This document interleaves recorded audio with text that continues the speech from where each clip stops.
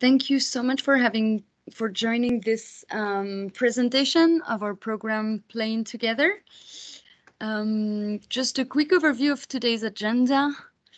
So I'm going to start with a small introduction of the program, what have been our objectives, our activities, and then we will welcome Elizabeth Kans, the head of Expertise Center, to have a presentation on how the program is relevant for working in an inclusive society.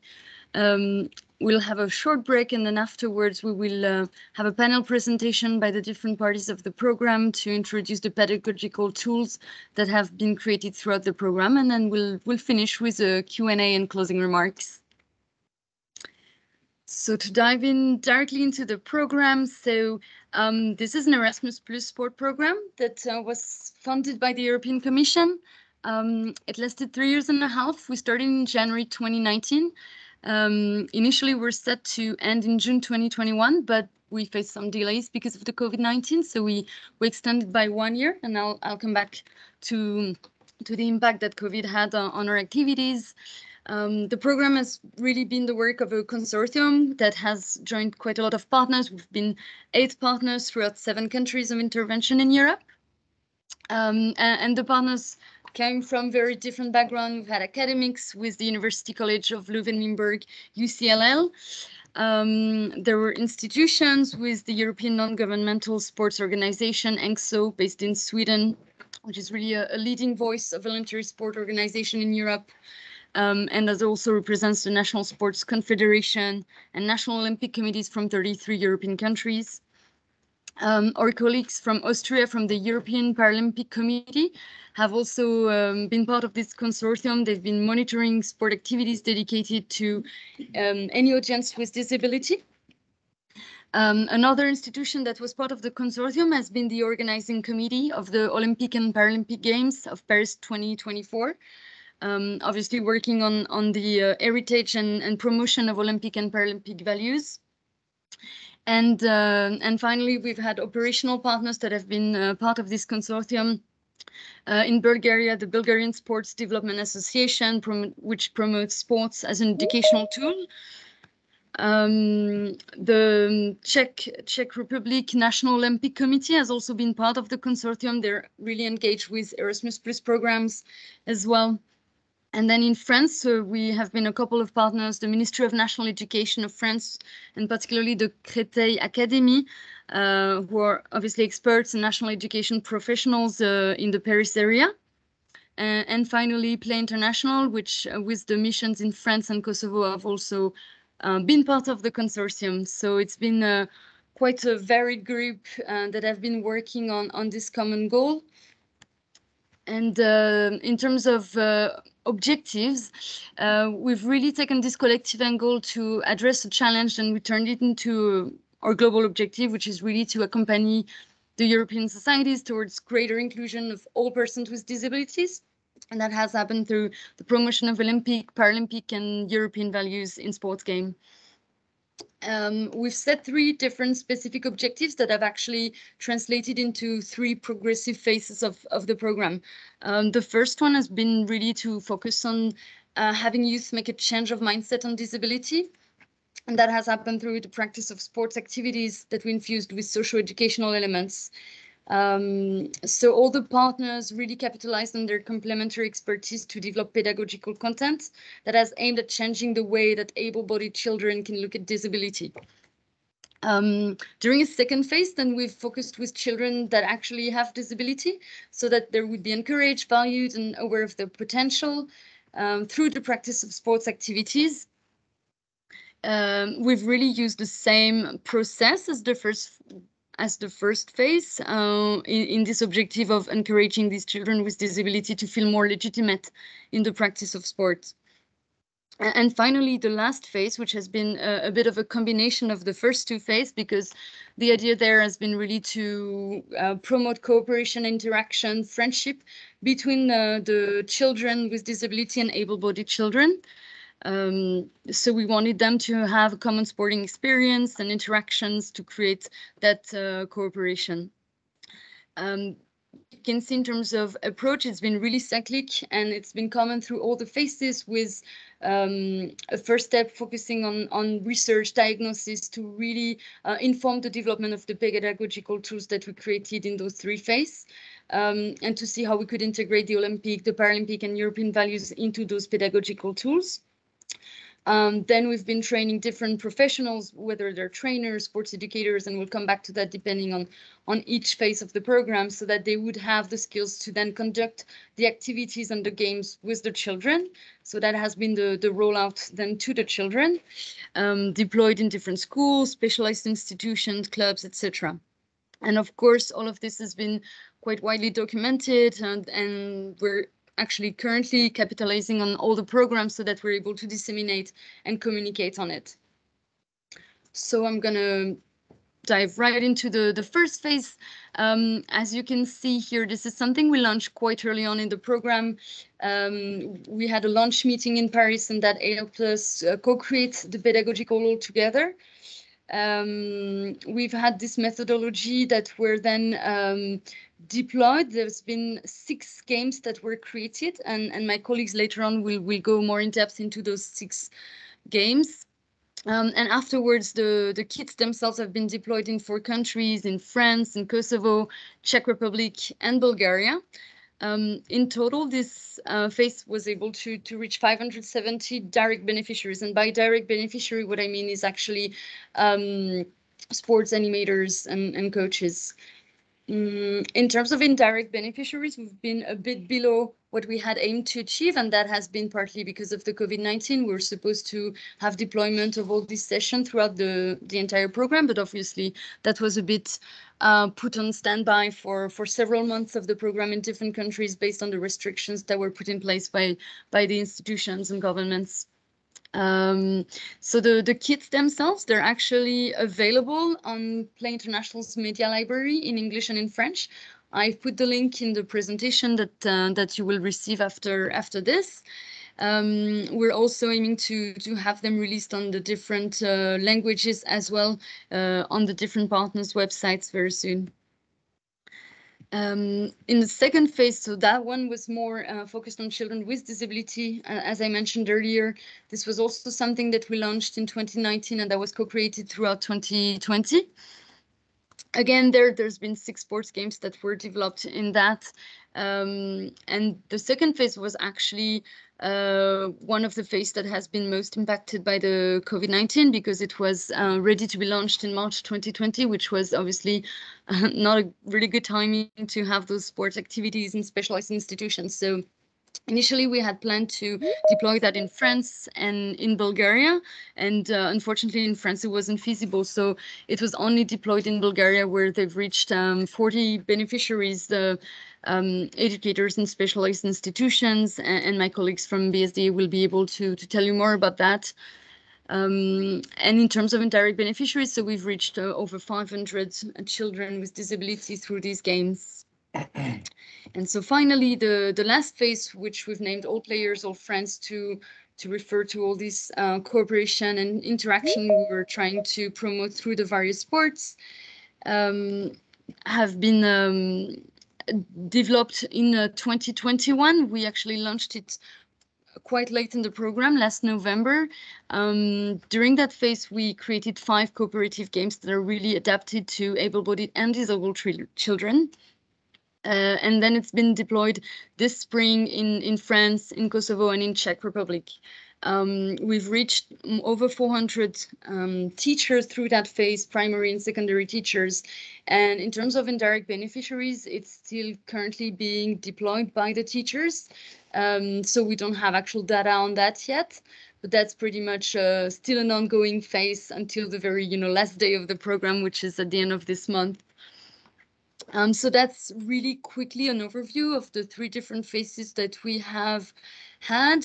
Obviously, we're also putting a lot of attention to dissemination. So there's been quite a few multiplayer sports events that have taken place in all the countries of implementation. The partners of UCLL, the University of Leuven-Limburg, is currently doing capitalization study. And we have a dissemination toolkit. So we'll create booklets that will be designed either for institutions or for grassroots organizations. So that will enable a wider deployment later on. We're also aligning the program to the values of Paralympism, and that's something that we're really doing within the framework of the Paris 2024 Heritage Program. So this will be a handbook that will enable deployment to a wider extent in France throughout the future months and years, actually. And to conclude that, we'll screen a quick video that will give you a bit of an overview of this program, actually. So I'm leaving the floor to the video.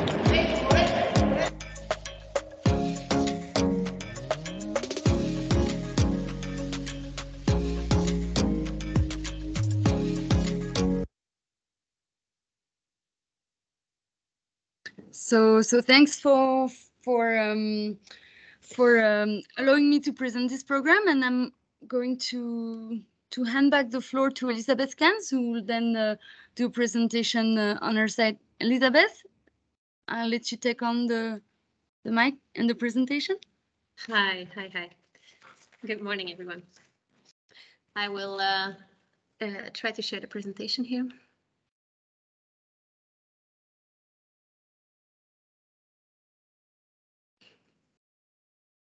Yes, are you guys able to see? All right. Well, good morning.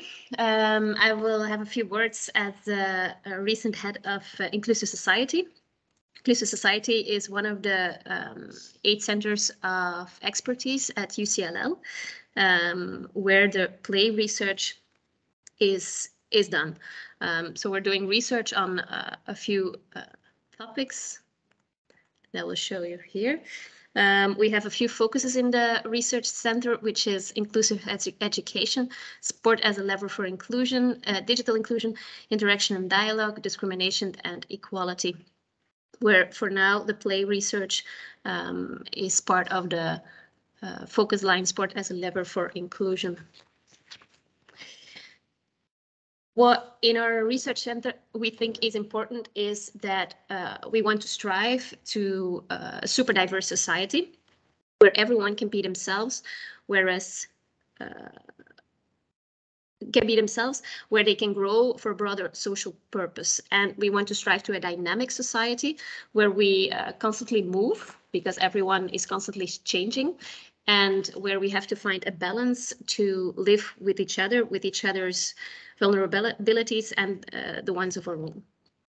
In fact, we want to strive to social cohesion, where we want people to feel connected and ourselves to feel connected to each other, not only to each other, but to society as a whole. And the point is that we don't want to leave anyone out, and we focus on learning to live with one another.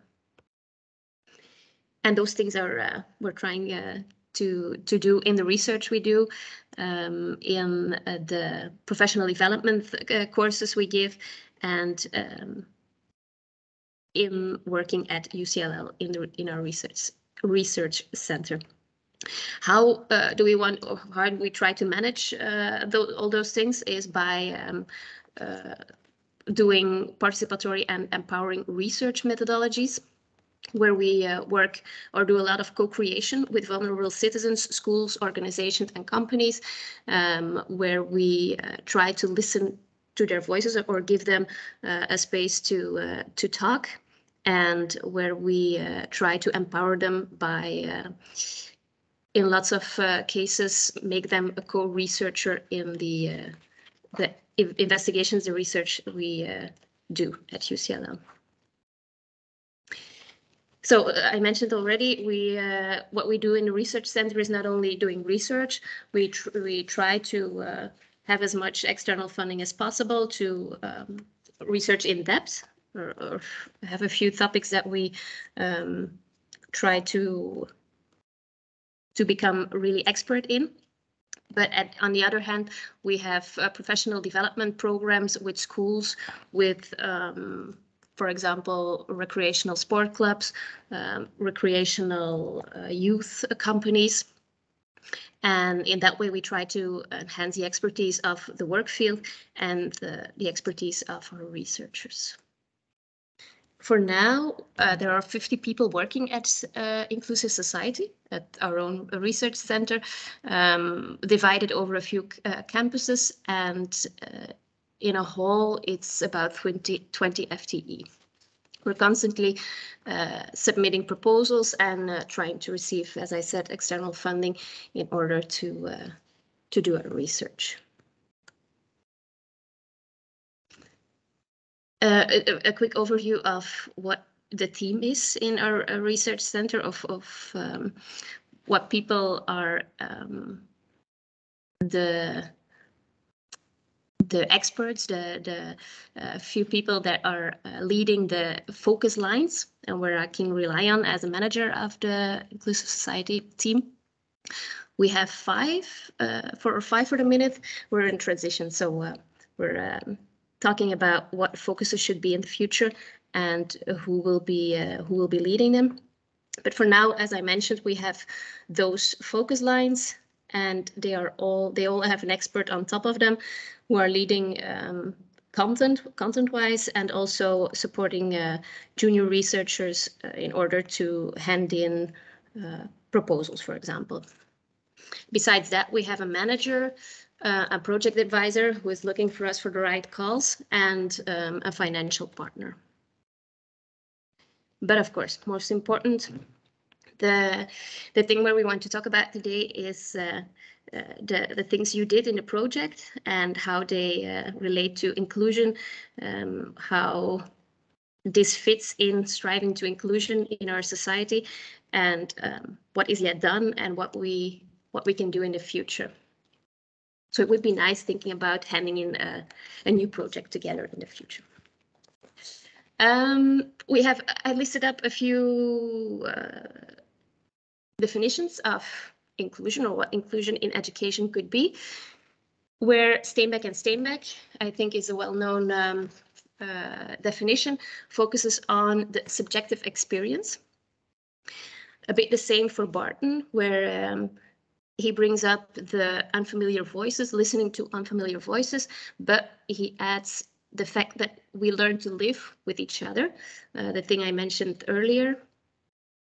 In a society which is constantly changing, where people are constantly changing, needs are constantly changing, we have to find a way to live, not only listen to each other, but also live next to each other without harming each other too much.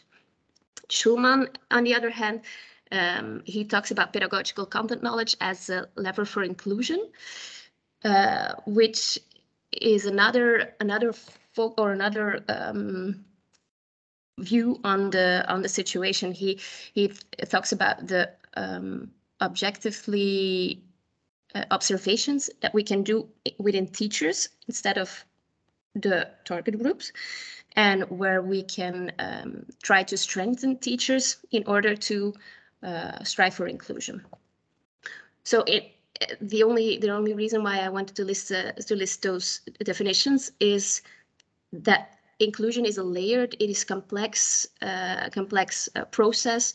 It is an interdisciplinary process, dynamic process, in which we have to combine all these elements. We combine the fact that we have to listen to people who cannot always talk, for example. We have to have a look at teachers, trainers in the work field, and we try to manage to live together, or sport together, or sing, or work together, whatever. When implementing inclusion in society, we cannot go beyond diversity. And diversity is a reality in society, where inclusion can be a lever to make diversity a reality wherever we go in society. And another thing important to take into account is that it's not because you put kids together, for example, you put human people together, that you can talk about inclusion. It's not that if, for example, we put children with a physical disability and without physical disability, or with a visual impairment together, that we can talk about inclusion. It is only when they experience the situation as inclusive, as when they feel connected, when they feel at their ease in the group, that we can talk about inclusion. And this is, if I remember correctly, the goal of what the cool down talks were at the end of the pedagogical games. We are striving in a third phase to talk together with children with and without disabilities concerning the values. So we're giving a voice to everyone and trying to connect and trying to understand why did this work, why did this not work, and what can we do about it in the future, what we can take into account for another game. What we do know is that when talking about, for example, Schulman, he talked about the trainers, who he focused on the trainers, the educators. When we have a deeper look into that, we actually see that in society, trainers, instructors have a lack of knowledge concerning sports, but it goes broader than only sports, but we will focus on sports here. They have a lot of lack of knowledge, not only on disabilities, but also on the pedagogy, the didactics of how to educate, how to teach them a specific sport or a specific game. And this really is a barrier that prevents children with disabilities from participating. So that's something we have to do about. And again, I think that's something you did quite good in making all those fiches, I don't know how to call it, all those documents for teachers or for instructors, in order to give them some sort of handbook or some sort of inspiration to create games, to play games with different target groups. We were on UCAPA Congress last week, where Martin Bloch was talking about ableism, and I think it fits in well here. We still see, and that's what we experience with teachers and instructors in the field too. We still see children, people with disabilities as less than us, and that's where some things we do, some things we say come from. We still see them as heroes when they are, for example, running. We still see them as heroes when they win a swimming game, for example, where children without disabilities are doing this every day. So we have to stop see them as different, as special, and that is what those two YouTube links are about. The first one I will not show you because it's quite long, but it can be nice to have a look later this day, or whenever the presentation stop here. But the last one I will show you quickly. It is about how this actually does not seem quite bad, or the things we say or we will see sound not quite bad, but still are can be felt as microaggressions, because they can really be really hurtful when you have a deeper look. And I will try to share it with a sound, because that is quite important.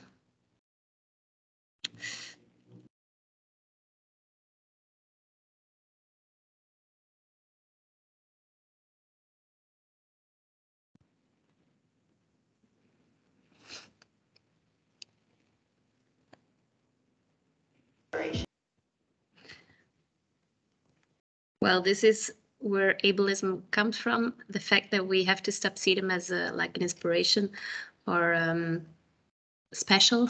It refers to, I will put it on presentation, yeah. It refers to concepts, or ableism is a theoretical concept that refers to attitudes that we have, a perception that we have as able-bodied individuals towards those with disabilities, and those are often based on norms and implicit assumptions that we as a society should conform to. It's a bit the able-bodied dominance, where, as I said, all those words, all those opinions can be seen or felt as microaggressions. So we have to be careful with them. I had a few here.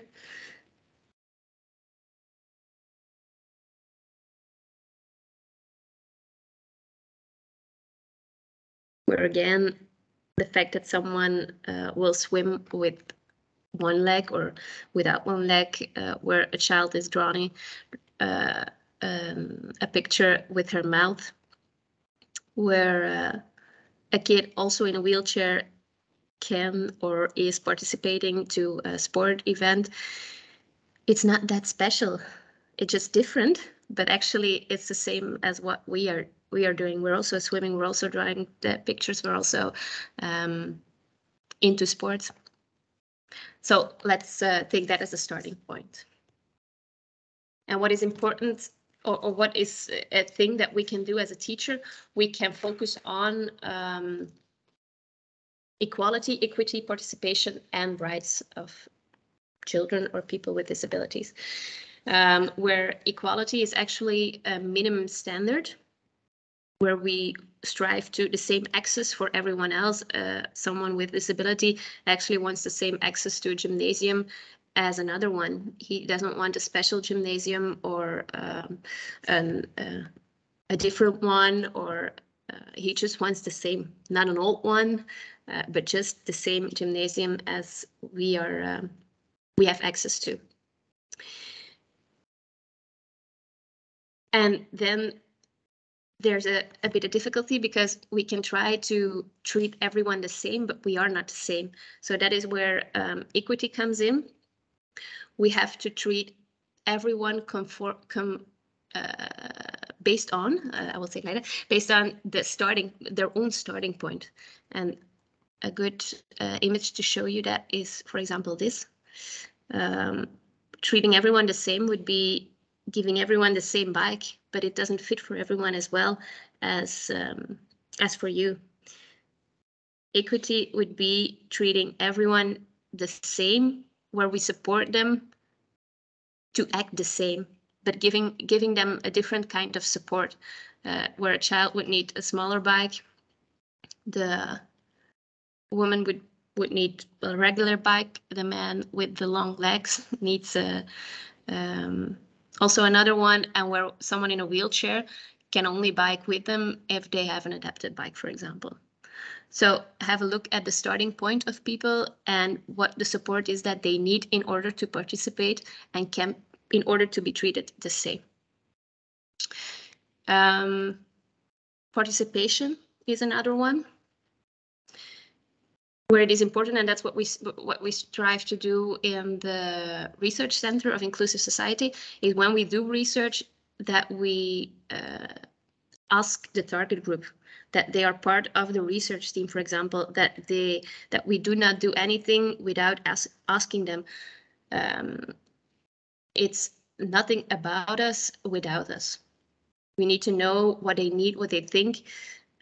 Sometimes it's even faster to just have a quick check with the child with a disability. When playing a game, maybe they already have an idea of which support they need for this specific game. So you don't have to be up all night thinking about how you will adapt a specific game, for example. So connect with them and ask them what is needed. And of course, rights have, you have to identify or protect the rights that they have. They have just rights, human rights, you have disability rights for participating. They have also voting rights, rights to participate in spare time, in sports, in school. And that's something that we can support, we can facilitate. And if we're working on all those four, we're trying to strive to social justice for this target group. So as a teacher, I think there are some of these that we can try to do, or we can inspire the teachers that are in the program that receive a training from your organization, that we can support them to think about these topics. This was another one where, again, if you treat everyone the same, literally the same, they cannot participate equally. A quick overview of how we looked and now look on diversity inclusion in society is we started from a medical point of view, where actually all the things that happened in the life of someone with a disability were his or her own fault. It is a problem in the person.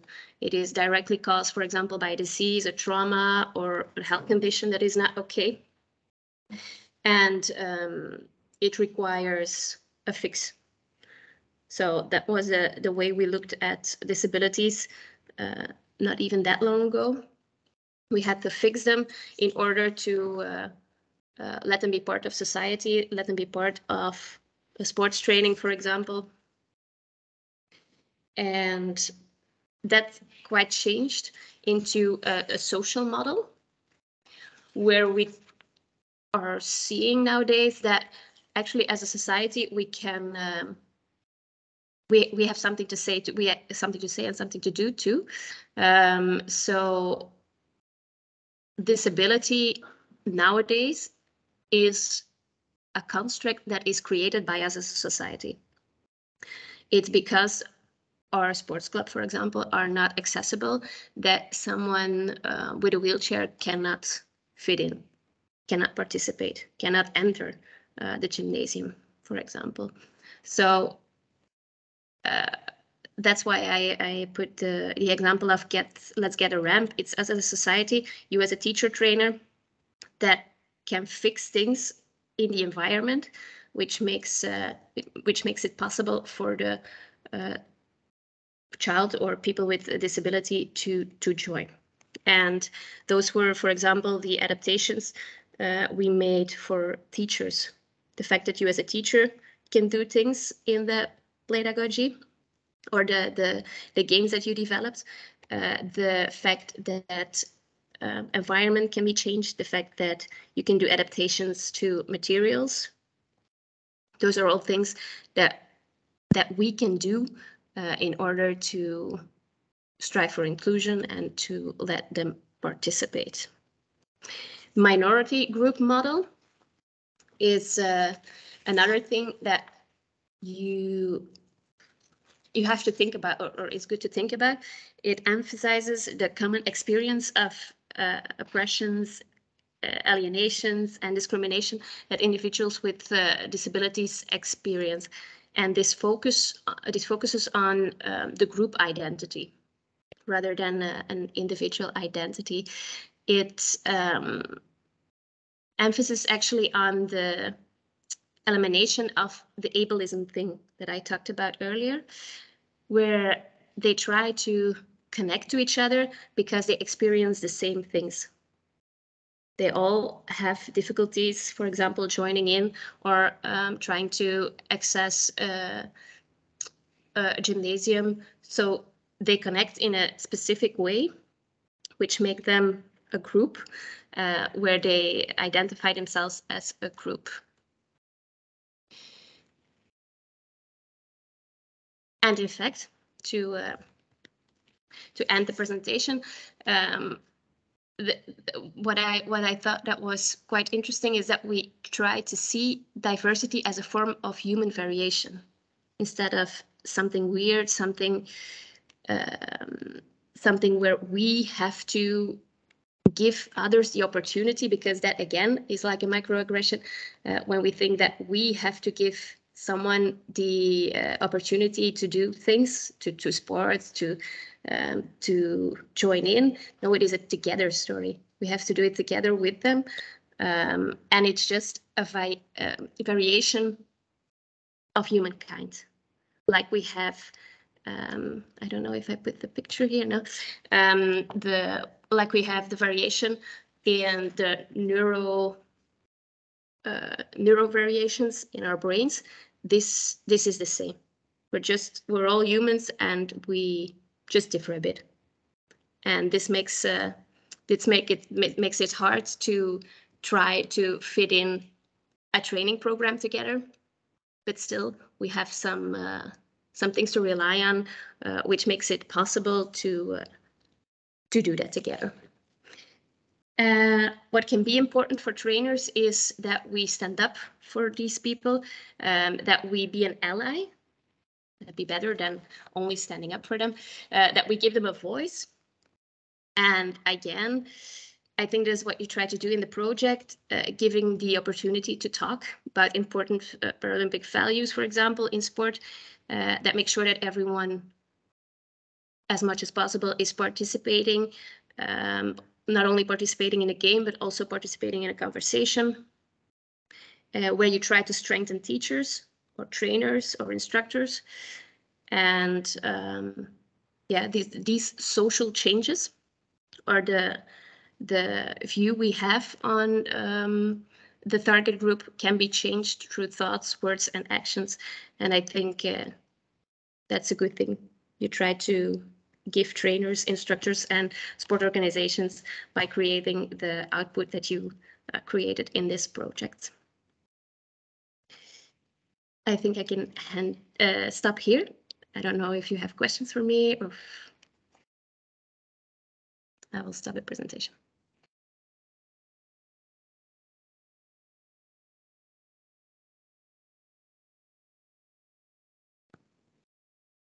Thanks a lot, Elisabeth. I guess there is no question. I don't see any hands raised. Don't hesitate to unmute yourself, ask the questions directly if you have any. And if not, we'll take a 5-minute break. And then the pedagogical teams will be presenting the kits one by one and have a bit of overview of one of the sessions for each of the kits. So we'll meet you back at 10, let's say 10:25. So that will give you 8-minute break. See you very soon. Welcome back. So we will get started. It's my colleague Germain Perrault, who is the pedagogical manager of Play for the French mission, who will start with introducing the sports games that were created for the first phase on changing mindset on disability. So over to you, Germain. Good morning, everyone. Thank you, Adèle. Thank you, Elisabeth, and thanks everyone to be present today for this last event. The idea is to make like an overview of this toolkits. So the first toolkit's name Changing Mindset of Disability. So I will present with a large overview, like the different sports session with the main goals and with the support activities that we used to reach our objective through the activity. And after, I will make a short focus on one session, one of my favorite actually, because it's very meaningful for me. So I will make a small focus on that afterward. So first, if you can just show the, yeah, thank you. Before starting, like just to a short reminder is that the target is children without disabilities. So the two main goals of these toolkits is like to help children gaining a better understanding of disabilities, which type of disabilities we can just meet every day, which differences there are, and also to raise awareness messages and build new perception and generate inclusive behavior. So to encourage diversity through these different sports games. So it's very specific because it's not especially like inclusive games, but it's more like to just develop some open-minded messages to children. So the first, so you have like in this toolkit 6 sports session. For you can set up or implement it for 18, 20 players, but you will see in different sports sessions that it's very adapted and flexible. So maybe between 15 and 25 players. And it's for kids age from 8 to 12 years old. The first session is like is based on simple games, 5 passes games. So it's very simple. Like the goal for each team is to make like 5 consecutive passes to get 1 point. So some players have some disabilities and others do not have, and so they have to. It's interesting because you can see like how they and can appreciate the reaction of different players and how they could interact and how they could adapt themselves to each other without knowing which player have a disability. So they will develop strategy in teams, and after you can just discuss afterward and see how they could manage themselves and adapt to each other. So it's like really to help them to take into account the diversity in a team. The second game is a relay challenge with different obstacles. The game is split in 2 parts. So the first part, like all players have disabilities, to make this classic relay, which represents a sidewalk in a town. So at the beginnings, they have like some different impairment, physical impairment, leg amputated, for example, or they are blind with a sensory disability, and the last part with a mental illness also. And in the first part, like they just make the challenge without any adaptation. And the second part is with environmental adaptation, material adaptation. So the idea, in other terms, is like to sensibilize kids that our environment has to be adapted to each other. And so the importance of adaptation to just counterbalance their disabilities. So it's really the main message of this second session. The third and fourth one is like a little bit similar. We use just 2 different support activities. One is rugby, and another one is the name is numbers. It's like a traditional game. The idea is like to realize that the majority of disabilities are invisible. 80% of disabilities as invisible.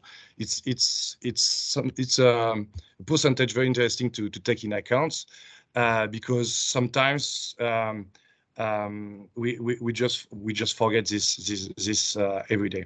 So the first one, like some players of the two teams don't have like some disabilities and others do not, but nobody which player have or do not.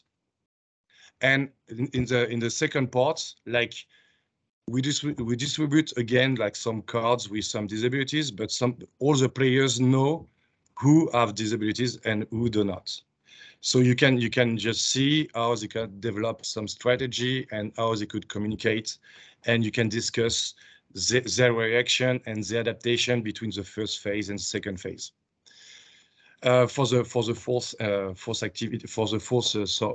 session, catching in, it's a little bit the same, but with number support activity. I already say it. And for the fifth and sixth, it's like about concepts.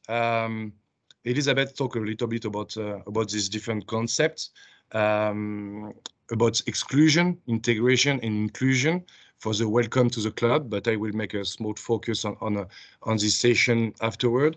And for the last one, it's about inequality, equality, and equity.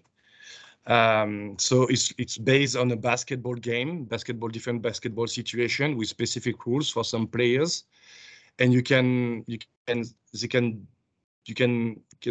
the opportunity for the kids to live those situation, and it could be some frustrated situation sometimes in inequality situation, and you can just they can just appreciate how they could gain that to be more inclusive in the last part. So I finish right now with the first key description, the large overview. Thank you, Sarah. Now I will make a small focus on welcome to the club. So the objective is to understand that despite our differences, it's possible to have and achieve our shared goal. So you can see the field on the slide. You have 4 lines. It's like a sprinting race. So you have 4 teams: purple, red, purple, green, yellow, and blue. And in the first part, like you just implement like a sprinting race. So the first player of each line that just ran, and they have to arrive and obviously run the fastest possible to the ending line. They get some point depending the order of arrival their arrival. So this is the classic one, I would say, like for the sprinting race.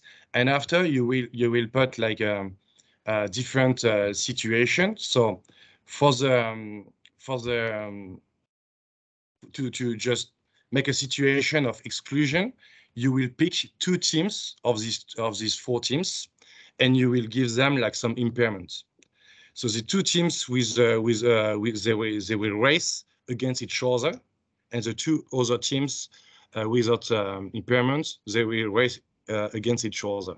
So like you can just experiment like the exclusion of the 2 specific teams, and the 2 specific teams with impairments, we don't count their points.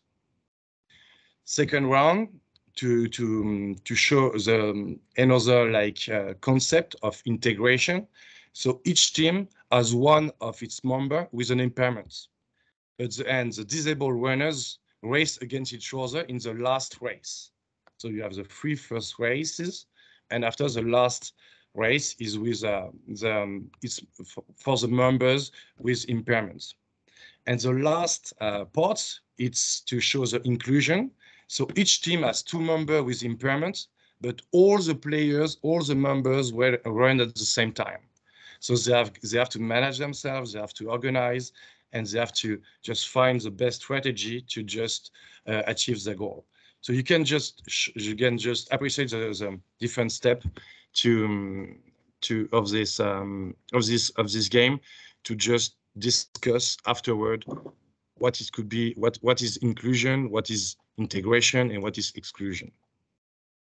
Maybe the next slide, like you can see like quickly like how you can how the different session as presented in the for each session.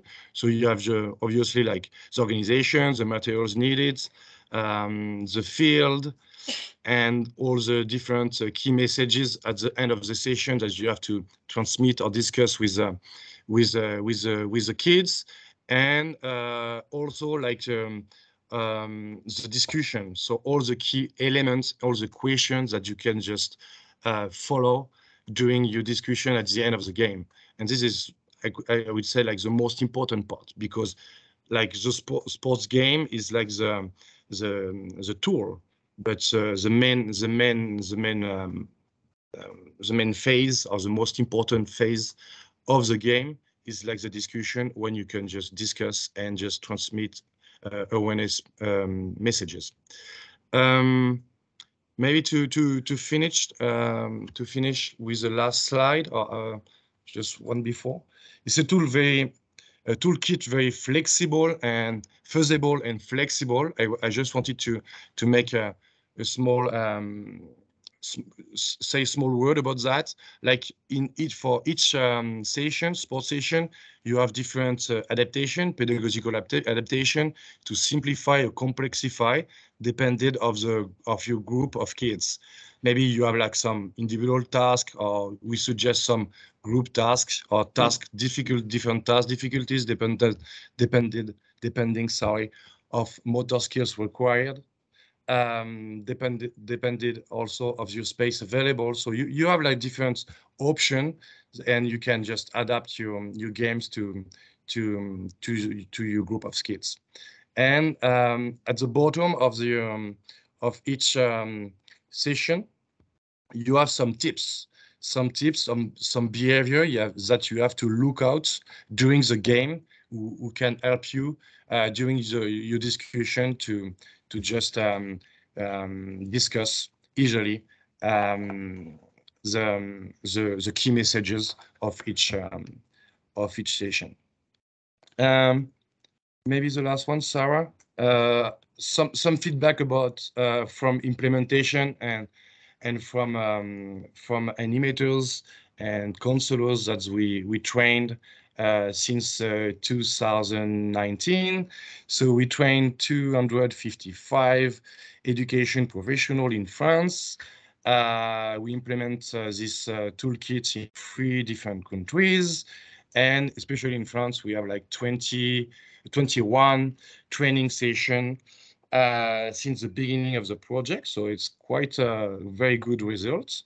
And so you have some great feedback that I wanted to share about some feedback about the games, but also about the training. So thank you for your attention, and obviously if you have any question, I'm open to respond.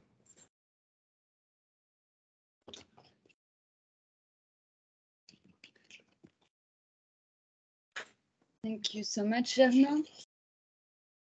I don't see any hands raised or any question. Please don't hesitate to jump in if you have any question or just any comments, any feedback. And if not, then in that case, we will move on to the second kit. It will be Joanna Toczewska, who's the chairwoman of the Bulgarian Sports Development Association, who will introduce the second kit on playing beyond disability. Over to you, Joanna. Hello, everyone.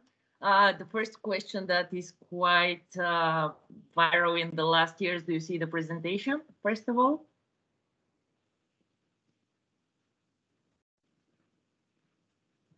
Is it okay with the sharing?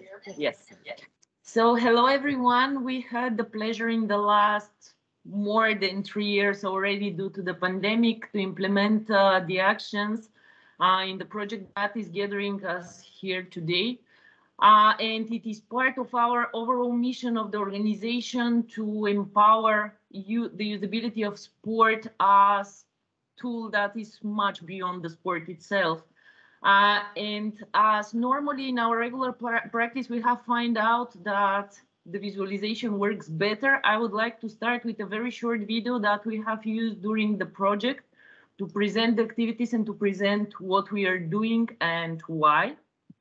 So for a few minutes.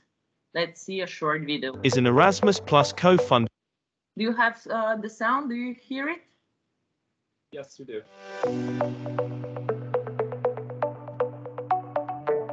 Playing Together is an Erasmus Plus co-funded initiative aiming to ensure social inclusion and equal opportunities in sport at European level. Playing Together, coordinated by Play International, follows this line by supporting European society towards a greater inclusion of all persons with disabilities, thanks to the promotion of Olympic, Paralympic and European values in sport games. This project relies on an innovative teaching method developed by Play International, Pedagogical, that aims at using sport games as an educational medium to treat sensitive topics otherwise. It allows children to learn and grow while playing and having fun. Indeed, diversity, living together and meeting people with or without disabilities must be at the heart of the concerns of any inclusive society. Our project seeks, on the one hand, to promote a change of mindset on disability and, on the other hand, to offer activities adapted to children with disabilities strengthen their self-confidence. Finally, the project also wants and above all allow all children, without differentiation, to participate together in the same games. Actors of Education has therefore been trained to implement these activities, including an audience of children with or without disabilities, and the interactions has been created between them. Follow the project actions, and let's playing together.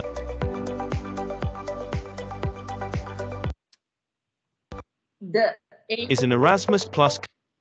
The aim to playing together, it's actually what we are trying to do through all the activities implemented through the organization. And the concept itself of the project is to bring a new pedagogical content to our reality and to our national level. That is based on co-creation together with the partners, considering all the differences and similarities in the societies, in the way that we function, and in the way that we both accept and have our communities adapted, and as well using sport as really powerful tool. What is the main goal of the kit that I'm presenting? It's Play Beyond Disability, or it is focused, as we have already mentioned during the presentation so far, on the kids with disabilities itself, because we need to work in mixed groups, in separate groups, but as well working with the people with disabilities themselves to empower them with skills and to bring them the power and the possibility to be equal citizens in our society. The 6 games that has been developed are similar to the previous kits. In each of the kits, we have number of games that has been firstly co-created, after that tested, and after that is analyzed the impact and their usability. Of course, some of the games you always have to adapt considering to your particular group that you have and you're working with, but still it's a very good base that can be used all over Europe after the end of the project as well. And it's very good that we have as well translation in each of the languages, because, for example, in my local environment, it's quite complicated if we don't have the resources in our national language.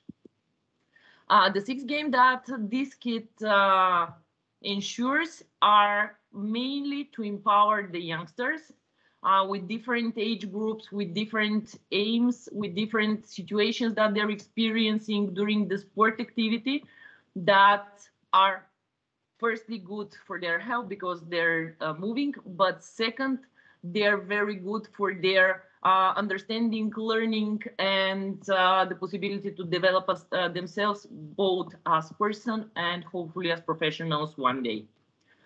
One of the activities that I choose to present you is Yes You Can. That is strongly empowering for the young people participating. The activity should last or can last from 50 minutes, maybe until an hour, depending the time that you have specifically. You don't need that much equipment. You need a field that is 30 meters by 30 meters, or it can fit in any school gym or field that you have.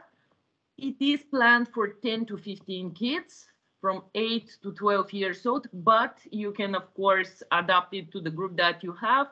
And you need some simple equipment as cones, hopes, something to cover the eyes, and one stopwatch. During the activities, the kids split in teams would be able to understand what are their capacities in different fields like speed, accuracy, their sensory abilities, and their strength and resilience. What is really important in this kind of methods that we are using is that at the end of the session, we always devote the time for proper debriefing. This is something that we sometimes miss, or sometimes the sport coaches still do not accept as that relevant, but this is truly important in order to bring from the field and the sport action, to bring the educational part and to bring what we actually learned and to discuss it with the group to be sure that they are understanding and the learning process is really happening. For our side, the tool has been really useful, and the toolkits actually developed in the project has been included in the curriculum of our sport university. So the future experts in adapted physical activity and sport, as it is a separate degree that we have in both bachelor, master, and PhD level of education, are now having one more resource that they can use in their future practice. And really happy to see that they're actually using it, because it's one of the new methods that has been included in the curriculum. And as well as we have seen the potential, part of our team that is also teaching in Viromaki in Finland has presented last year the methodology and has tried it as well with students from the international master degree of adapted physical activity and sports there. So it is spreading also all over Europe and beyond Europe, as in the program has some students that are outside of our family in the European Union. So basically, very briefly, that's the tool that you can download as well on the website. And we would truly welcome everyone to try the activities, to adapt them if needed, but really to set the ground of using sport as educational tool, as sport it is much more than the sport itself. Thank you very much. Any questions?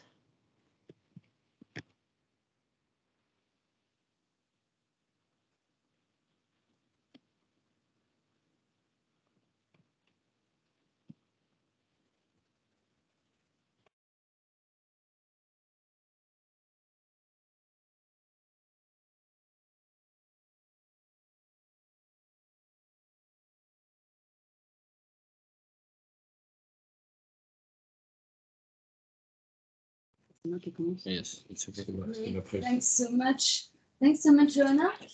And so we will move on to the very last kit. It will be presented by a few people this time. We'll have Sarah Kalvachova, who is the head of mission of Play in Kosovo, and as well as Sandra Mani, who is the pedagogical manager of Play Kosovo as well. And we'll have Vanessa Goulet of the Academy de Créteil, who will jointly make this presentation. So over to you.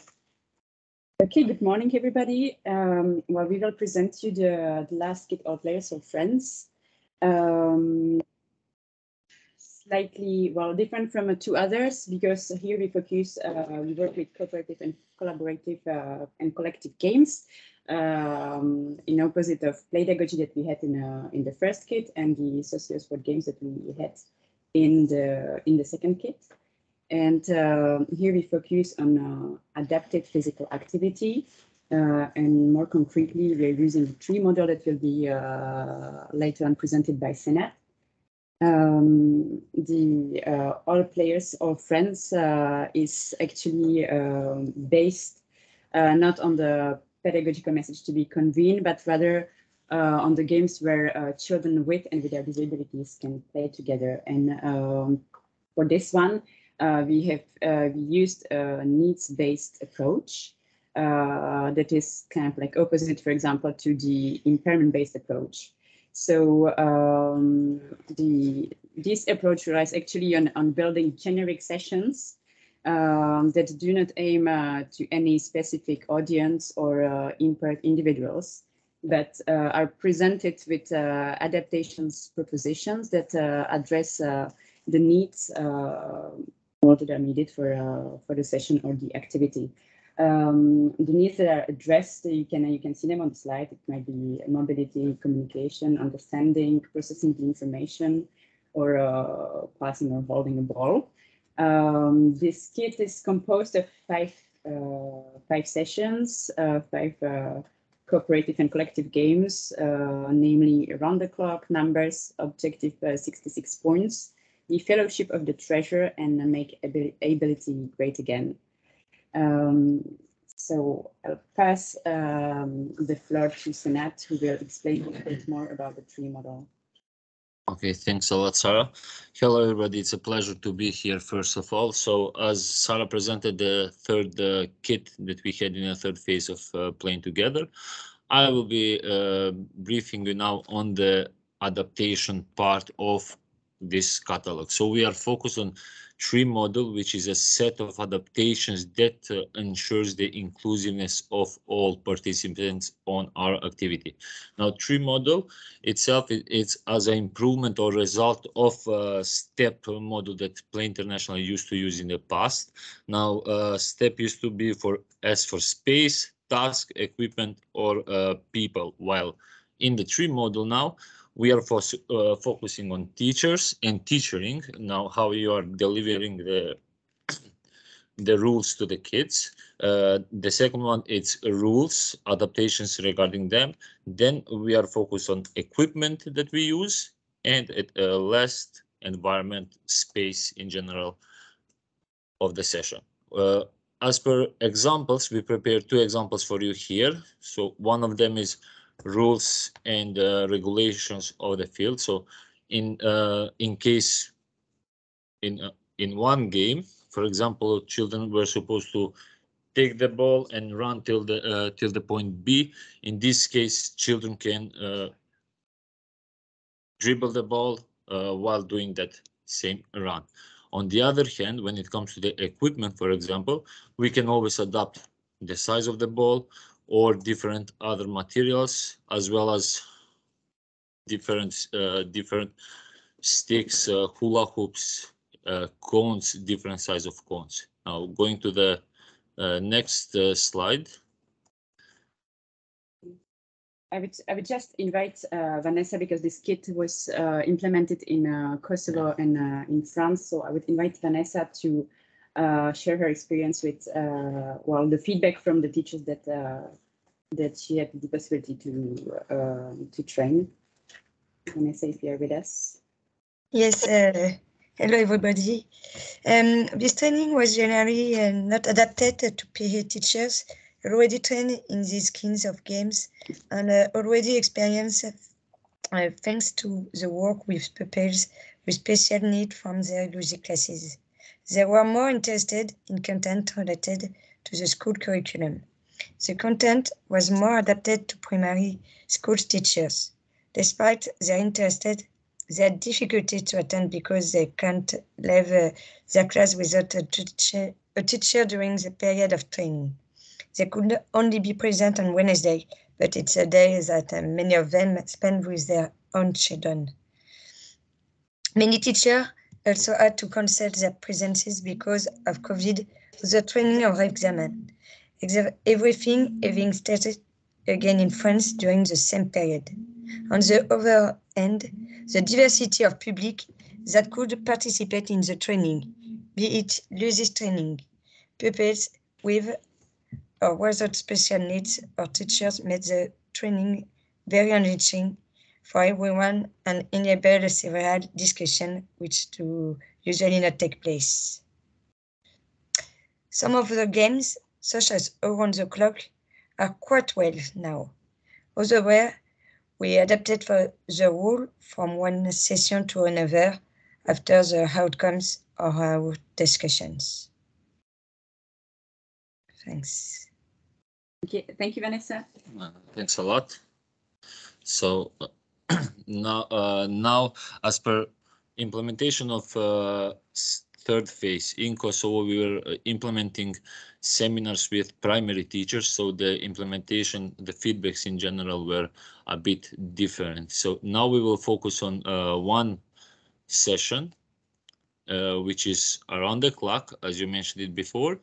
And starting from the general template of adapted physical activities catalog of games.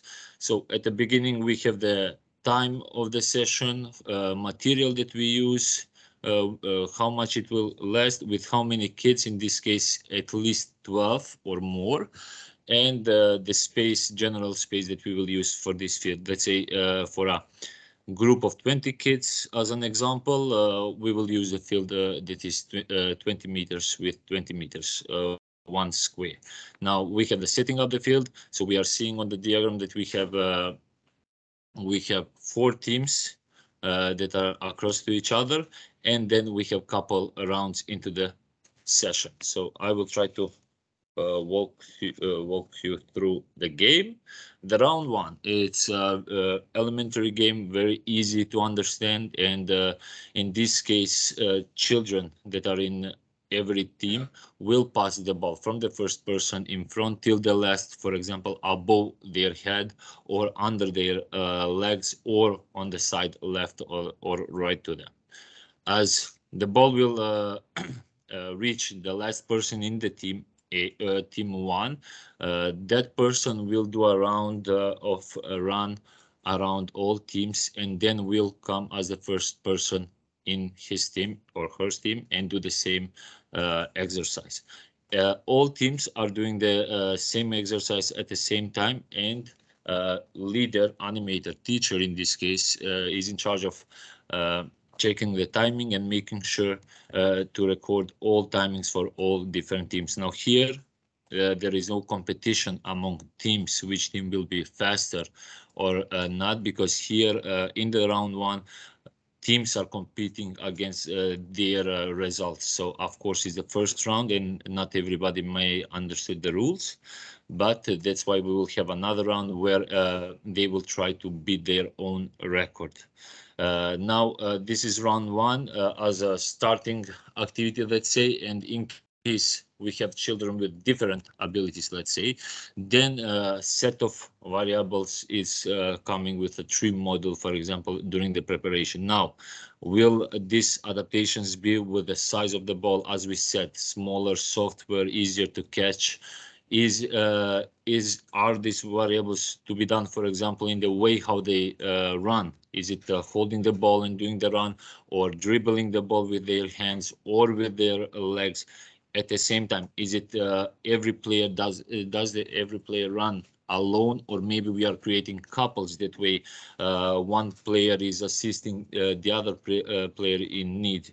These are just couple of the adaptations that we could do for this session, and then we are going to the round 2 where we are now switching the teams. Now comparing to round 1, teams will, or team 1 will start will finish the run one team before them, which means team 4 in this case, as you see it on the picture. That way we are mixing the teams, changing the places, and the game itself becomes more cooperative, because now it doesn't matter which jersey we have or which team we are. What matters is to reach the record, as I mentioned earlier. So for example, in case we did it for 2 minutes in the first round, let's aim to do it for 1.5 minutes and finish the game by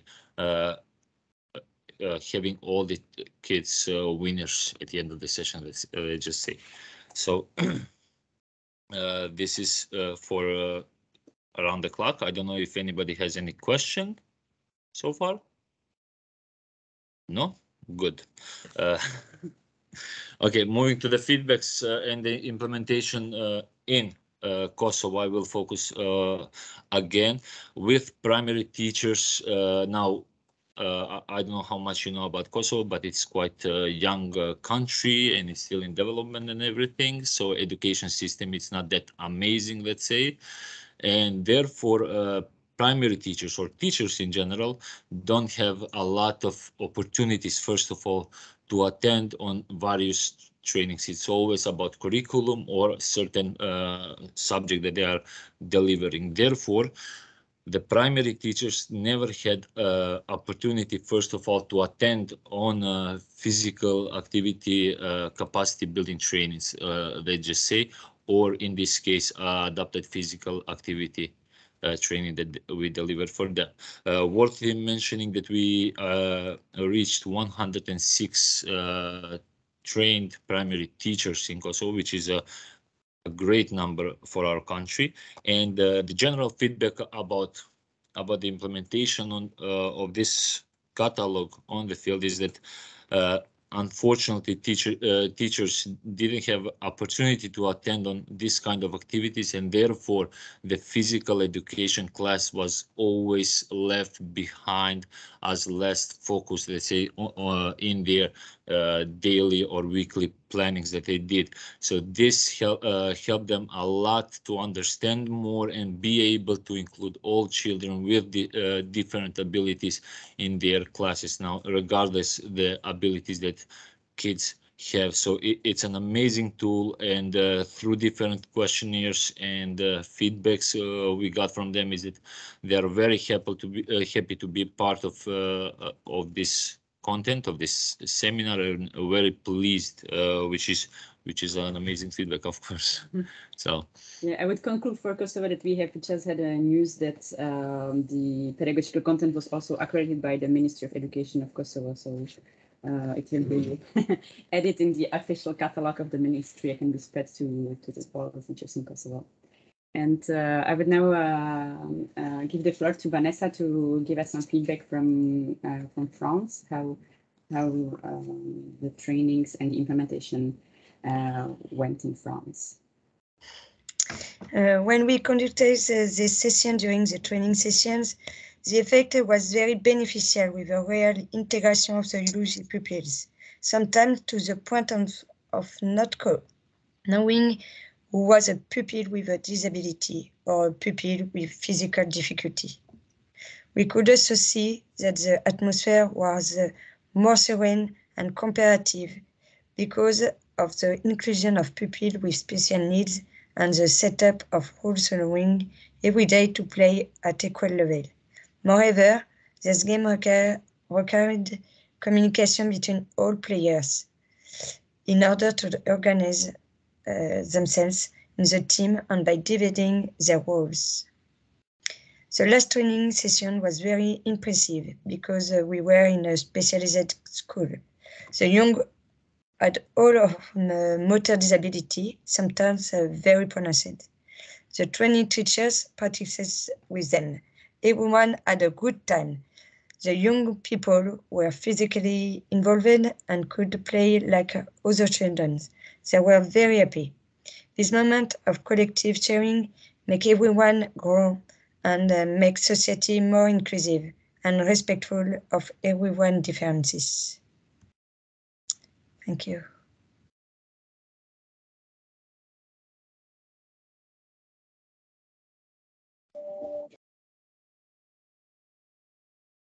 All right, thanks everyone. I think now we actually concluded a little bit early, so that will give us time for exchanges, questions. I mean, we would be very happy to hear any of your questions. The point of this conference is also to give you an opportunity to learn about the kits and hopefully maybe to deploy them in your institution, organization, country, you know, wherever you think that will be most relevant. So we're really here to also address any question you might have from this presentation. So please don't hesitate either to write it down or just take the floor.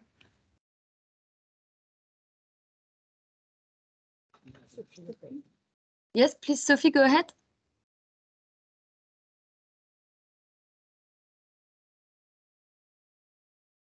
Hello, can you hear me? Yes, we can hear you. Thank Hello. you. Sophie Lopez from Sport is Citizenship, Project Manager. I have a question because, as I understood, all the activities were implemented with kids that were not having disabilities. And we mentioned in the scientific part of the presentation that it was important to talk about these disabilities and to make the kids feel how does it feel to have such disabilities. So I was wondering why it was not, if that was an idea that you had or not, to also include in those activities kids that actually had disabilities and to mix all the groups together. And if not, would that be an idea that would be interested to develop further?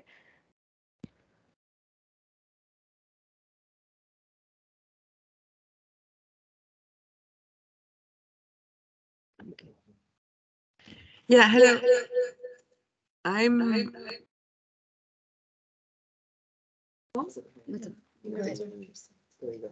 Yeah, you hear me now? Thanks a lot. So thank you, Sophia, for raising your question.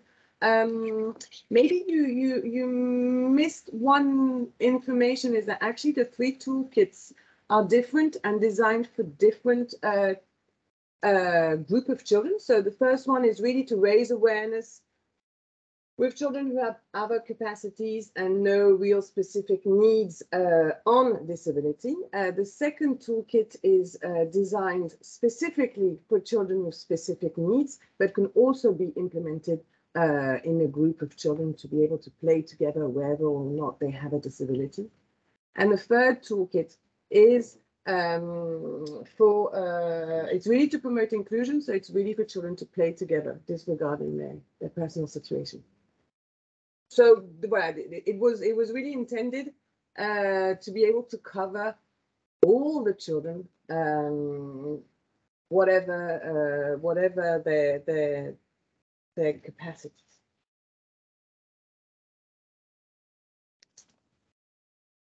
Sophie, does it address your question?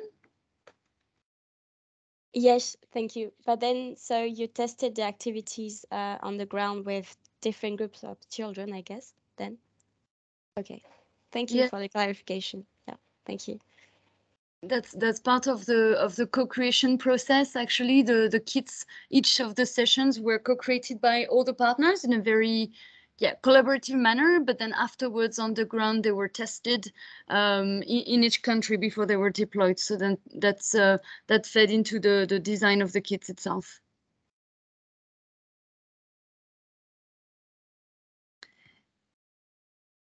Any other question? I don't see any hands raised. Please don't hesitate.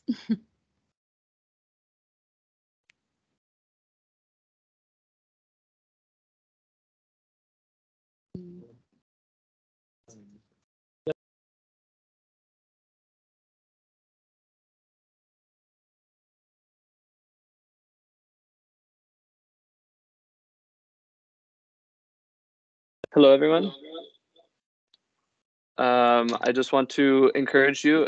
We will have the pedagogical toolkits available on the website. The website is currently, for Play International, is going through some changes. So some toolkits are available already. Others will be shortly available. If you want to be sure to get access or know when these are available, go ahead and put your email address in the chat. We will also have some of the presentations available and the recording of this conference available. So if you want to be able to disseminate this or replay or look at more in detail at some of the things that were presented today, feel free to do that. And we really appreciate your participation today.